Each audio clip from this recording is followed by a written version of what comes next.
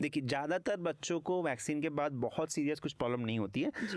जो मैंने practically face किया है इतने साल के एक्सपीरियंस में, कि 1-2 दिन तक बुखार आता है। बुखार बहुत हाई नहीं जाता है। जो वैक्सीन का बुखार होता है ज़्यादातर 101, 102 तक ही जाता है। अगर आप पेनफुल वैक्सीन लेते हो तो कई बार थोड़ा ज़्यादा बुखार आ जाता है। तो उसमें क्या करते हैं हम, जब बच्चों को वैक्सीन की प्रिस्क्रिप्शन लिखते हैं, उसी समय पे उनको पैरासीटामोल या दर्द की दवाई बता देते हैं पेरेंट्स के लिए, कि ये अगर बुखार आ जाए वैक्सीन के बाद तो देना है। दूसरी चीज़ है, वैक्सीन के बाद कई बार उस जगह पे जहाँ पर वैक्सीन लगाया गया है वहाँ पर लाल हो जाता है, सूजन हो जाती है, थोड़ा दर्द होता है। तो उसके लिए वहाँ पर थोड़ा आइस, एक कपड़े में आइस लपेट के वहाँ पर हल्का सा आइस लगा के देखेंगे तो थोड़ा दर्द कम हो जाता है, बच्चा कंफर्टेबल होता है। इसके अलावा बच्चे को बार बार फीडिंग करें। छोटा बच्चा न्यूबॉर्न में भी जो हम 6 वीक्स 10 वीक्स में वैक्सीन लगाते हैं उसमें ज़्यादा वैक्सीन होते हैं, रिएक्शन भी होता है क्योंकि उसमें डीटीपी होता है। तो उस समय पे बच्चे को बार बार फीड करें, बच्चे को गोद में लेके थोड़ा सहलाए तो बच्चा कंफर्टेबल रहता है। और इसके अलावा ज़्यादा कुछ नहीं होता। कभी कभी किसी किसी वैक्सीन से थोड़ा रैश आते हैं, तो हर वैक्सीन से नहीं आता है। तो अगर रैश आते हैं या फिर कुछ ऐसा जो दिखता है, बुखार, लोकल स्वेलिंग या पेन के अलावा अगर ज़्यादा कुछ दिखता है तो आप अपने डॉक्टर से सलाह ले सकते हैं कि क्या करना है। बट जनरली आजकल के वैक्सीन काफ़ी सेफ हैं और वैक्सीन से बहुत ज़्यादा रिएक्शन तो नहीं होता।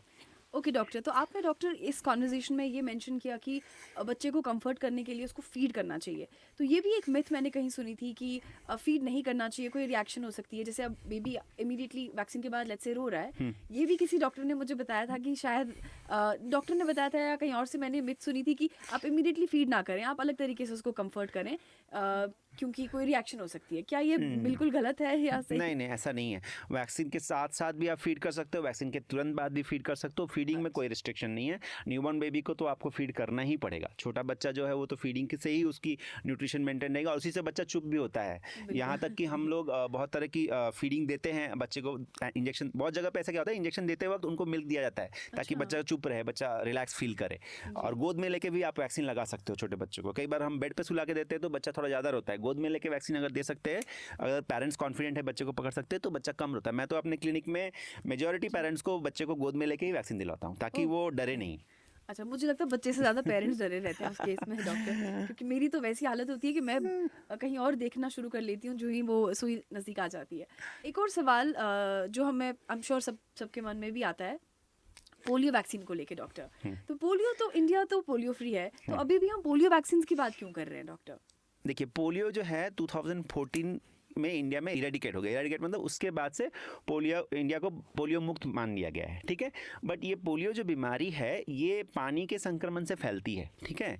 तो इंडिया के आसपास जो कंट्रीज़ हैं, बांग्लादेश, पाकिस्तान, अफगानिस्तान, इसमें अभी भी पोलियो कभी कभी डिटेक्ट होता है।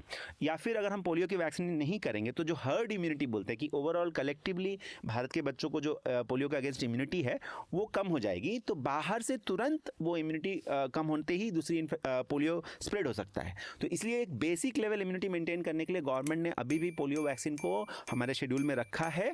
ऑल्दो पहले की तुलना में जो पोलियो इतनी ज़्यादा होती थी, पल्स पोलियो की डेट्स आती थी और घर पे आके लगाते थे, वो थोड़ा अभी गवर्नमेंट ने स्ट्रेटेजिकली कम किया हुआ है।